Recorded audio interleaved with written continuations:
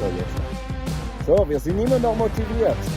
Tät Slowenien, Part 2, weil der erste Teil war schon heftig. Dazwischen nur Asphalt. Ja. Und jetzt haben wir in der Nähe von Lipica, genau, wo die Pferde sind. Und jetzt kriegen wir das da. Ein bisschen Im Wald. genau das, was ich liebe. Let's go. Es geht weiter.